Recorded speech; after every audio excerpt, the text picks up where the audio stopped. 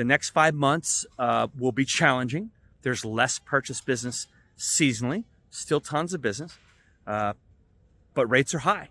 And the Fed has said they're going to keep rates higher for longer. So we're all talking about how we're going to deal with these challenges the second half of the year, and it will be challenging. Get ready for a new episode of KP Talks Dollars and Cents. Learn financial literacy and get real-time updates on all things housing, finance, and real estate. So let's get started. Here's your host, Kevin Perenio. Hey, it's KP coming to you live from Rancho Palo Verde. We are at the CoreLogic Connect conference, and it's been going on since Saturday. They had an opening dinner Saturday and a round table on Sunday, and then an opening reception Sunday night. And today was like full day of amazing speakers. And this whole area here was packed earlier, absolutely packed with really, really brilliant people from so many different parts of our industry. Just so humbled and honored to be here. I cannot tell you what a great honor it is to be at this conference. And let me tell you, if you have heard of the passing of Dr. Frank Nothaft, he was the chief economist for CoreLogic. He passed away in 2022. Been in this industry for decades. Very well known, very well respected.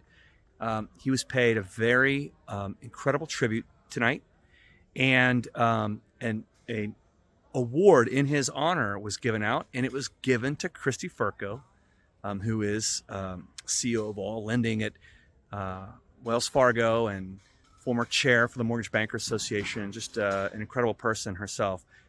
It's just a great event, great speakers. I learned a lot. We had someone from NASA today talking about how we're planning to explore and look at Mars and take humans to Mars. And so realtors, attention out there, we've got pre-qualified borrowers that are looking for property on Mars, so get at it. Anyway, great event here. We're at Terranea. Yes, I know it seems bougie and KP, you're on the road again at this thing. Nope, I left my family on Sunday afternoon before noon to come be at this conference. People who are on the road, you're leaving your friends and family behind on weekends and sacrificing. So everyone's working in different manners. And it's good to see all these minds come together right now in the middle of the year when we're going to the second half of the year where things are slower, a little dicey. The next 5 months will be challenging. There's less purchase business seasonally, still tons of business, but rates are high. And the Fed has said they're going to keep rates higher for longer. So we're all talking about how we're going to deal with these challenges the second half of the year. And it will be challenging. It won't be as bad as last year. Second half of last year was tough. But just remember, as the economy moves closer to a recession, soft landing, mild recession, no landing, whatever the case may be, the Fed is looking to see how their war on inflation is going. And if they are winning that war on inflation, they will stop raising rates. So let's talk about that war. And this week, which is one of the busiest weeks we will all see this year. Why is it so busy? The Fed is speaking this week. They do their Federal Open Market Committee meeting Tuesday and Wednesday. Wednesday's a press conference. Largely anticipated they will raise another 25 basis points. Pretty much baked in the cake. Will they do another 25? I'll talk about a couple things that might sway that. There's also a ton of earnings coming out this week. Microsoft, Apple, Amazon, a lot of the FANG stocks, the Magnificent Seven that have been holding up the stock market. Are they finally going to sell off? Is it finally buy on the rumors, sell on the news? Are we all going to see a market sell off here this week? Have they run up so much and this is the end? Will they guide and say, hey, labor market's strong, people are still buying, our tech is deflationary, we're making tons of money, our OPEX, we're leveraging that, and we're profitable no matter what this economy throws at us? You know, those are all big bellwether signs. Plus the Fed, the European Union, and the Bank of Japan all are speaking this week. This is an insane news week. So not only are we getting a dose of what's going on in our business and data and analytics and everything that's moving this industry forward and how to get better, but we have a lot of macro news that's coming out this week. So heads up. Okay, so the Fed is looking to raise the rate. The CPI report, we know that came out, and inflation has cooled. And when inflation cools, real wages grow. So if my dollar is stronger because inflation is less on whatever it is, food, energy, gas, rent, housing, owner equivalence rent, whatever the figures are, my wages have more power. But you know what else can affect the dollar? Global currencies. So what the Bank of Japan and what the European Union say this week matters. It matters because dollars compete, currencies compete around the world for investment in treasuries, gilts, euros, yen. It doesn't matter what it is. So let me tell you something. If the UK or the European Union, if they continue to raise their rates above our Fed funds rate, more investments will go to their currencies. And the dollar could weaken 3 to 5% like that. So we're probably going to raise rates twice. We're probably going to raise rates not just this week, 25, but another 25. Because we need to compete for that currency investment. Remember, we buy and sell money in the housing business, and the Fed and Treasury buy and sell treasuries to fund our government. We need money. We need lots of money. We have a very expensive budget. We're a giant economy, the biggest in the world. And if we don't raise our rates, investments will go to other currencies around the world. And we will have to pay more money for imports. And that is importing inflation. So if we're going to fight inflation, we need to raise the Fed funds rate. And I think 2 rates are in the bag. I didn't think so because I'm so optimistic and I don't want to see it, but I really think that we're going to do that. But let's see what the guidance says on Wednesday. Market moving. It'll be very market moving. Now on Main Street, people are paying more, obviously, for car loans and credit cards and all kinds of loans. And defaults are slightly going up on car loans and credit cards. Not a lot, but a little bit. But you know what else is happening? Companies who have corporate debt, they take out corporate bonds to help fund their businesses. And there are some businesses that are like A-rated. So they used to be called junk bonds. Now they're called high yield. But companies that take out corporate bonds, sell them to raise money to run their companies, who are not the best A-rated companies, are starting to file bankruptcy. And you're starting to see defaults in corporate debt. What that means is job losses. When jobs get lost, the economy goes into a recession. And the leading economic indicator, which is a big, big number that goes out, was negative again, 0.7%. We're at 4.6% negative leading economic indicators. Those are leading indicators that the future will show slower growth. So a lot of data has come out. It's a lot of mixed bag. I would say, again, if inflation cools, though, that could be the offset with those real wages for all of us that are still employed, which are 160 million people still employed. Even if, unemployment starts to go up, those of us that are still employed have a stronger real wage as inflation cools. Will it continue to cool? Will it be sticky? Will it stay higher for longer? I don't know.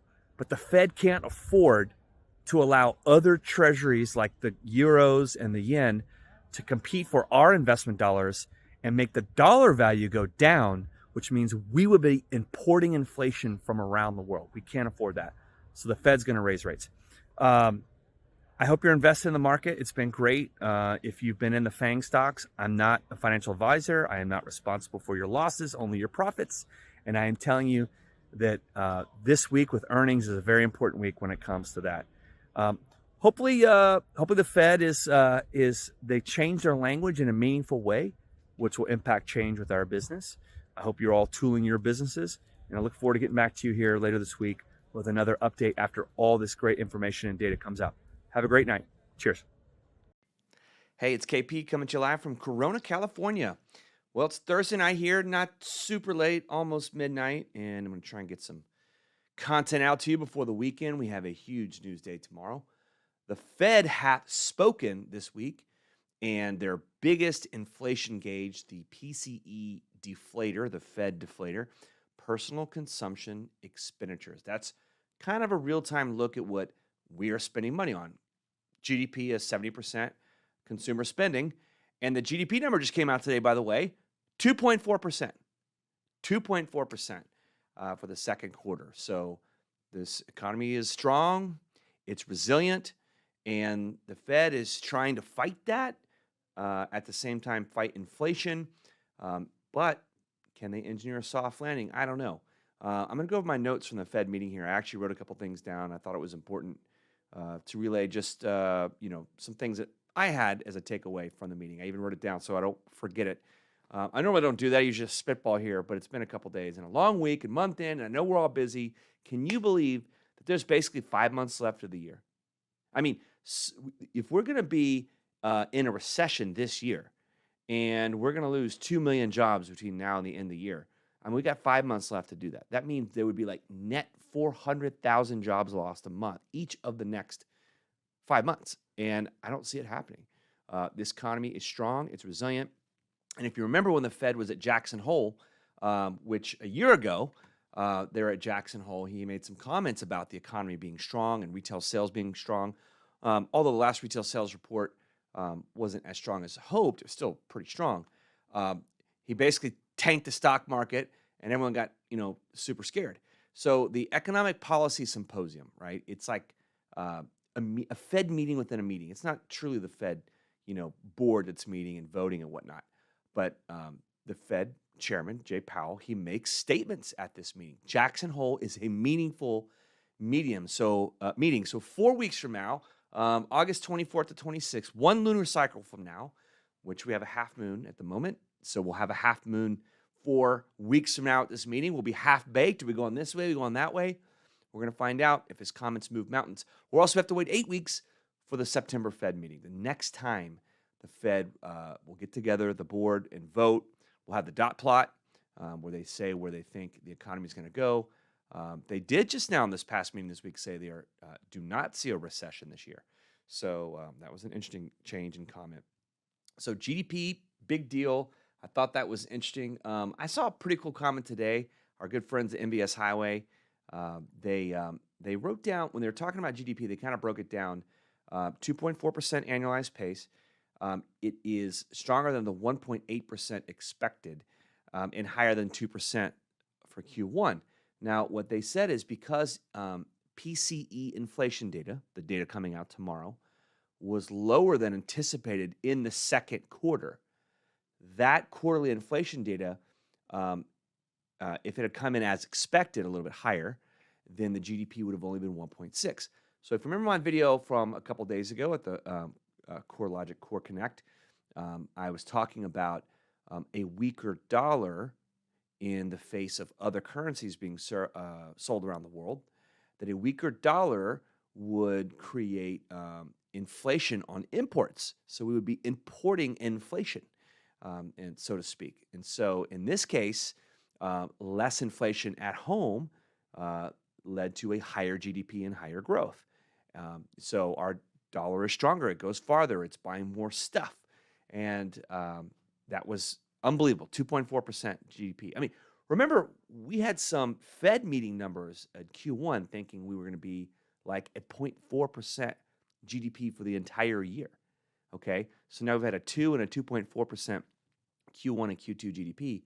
Imagine how bad this month that we're in the next 5 months will have to be to get to so negative that you bring that average of 2.2 now down to 0.4%. So obviously there's revised higher targets now and all that kind of stuff, but it's amazing how resilient this economy is. And so the dollar, by the way, you can always check the dollar index, DXY, the Dixie.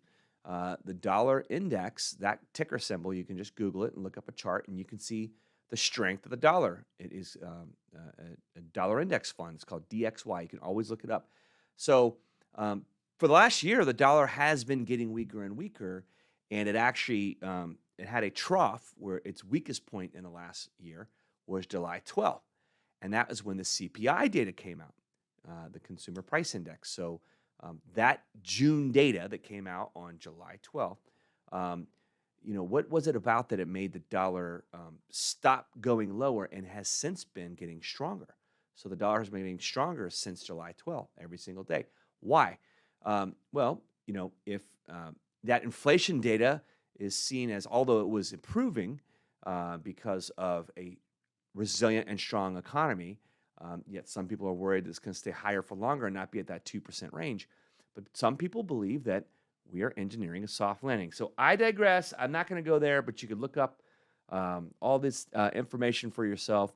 And before I get to my Fed notes, we did have a little bit lower new home sales on Wednesday. So the annualized pace is 697,000, down from the consensus of 720. Still, though, new home sales is up 30% this year. And existing home sales data came out this week, and it was actually a little bit higher than expected. So even with these high rates in the high 7% range, people are still selling their house. Now, I got something for you here. This is a KP theory here. I told someone this yesterday, just talking out loud, and I think it's kind of interesting. You know, a year ago, rates went from the lowest they had ever been in February to the high 7 point whatever range in a very short order in June. So from February to June of 2022, they moved very quickly. And people started saying, hey, I'm going to wait till rates come down. I'm going to wait till there's a housing crash. I'm going to wait till homes get cheaper. And of course they would think that because things move so quickly. And since November 10th, when the CPI data came out, the October CPI data on November 10th, rates had peaked. And since then until now, of November of 22 till now, rates have generally improved and then gone back up. They're trading in a range. But because they're not so erratic, people have gotten used to it, and we had a pretty robust purchase market this year, the first 6-7 months. So I have a human nature thought trait here.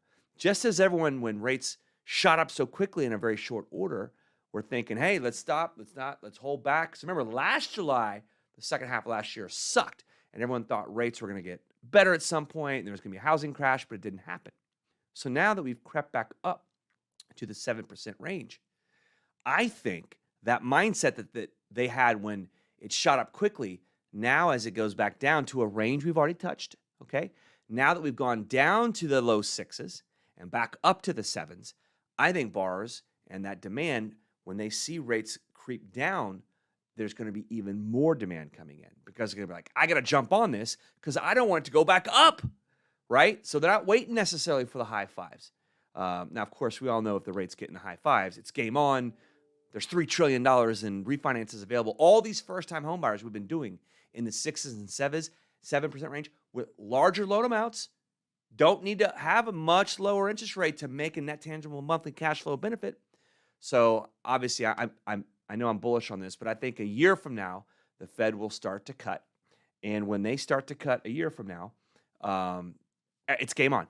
There'll be $3 trillion in the prior 24 months that we've done at higher interest rates that now are eligible for a net tangible benefit refinance, and it's game on. So that next 12 months from that moment, maybe it's March next year, maybe it's June, whenever the Fed decides to cut, that next 12-month period will be like gangbusters, especially because there's a lot less of us left in the business. So the capacity has come down, the refis will be there, and it will be absolutely freaking game on. Okay, the Fed meeting, here's some notes real quick, my takeaways. I felt that Chairman Powell was giddy. He was upbeat. He looked downright like excited and happy and like kind of bouncing around. Honestly, I think, you know my theory here. I don't think it's conspiracy theory.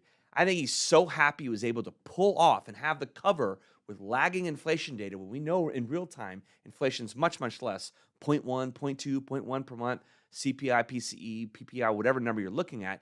He was downright giddy. He was able to pull off another quarter-point raise to be able to sell higher treasuries and go refund our government.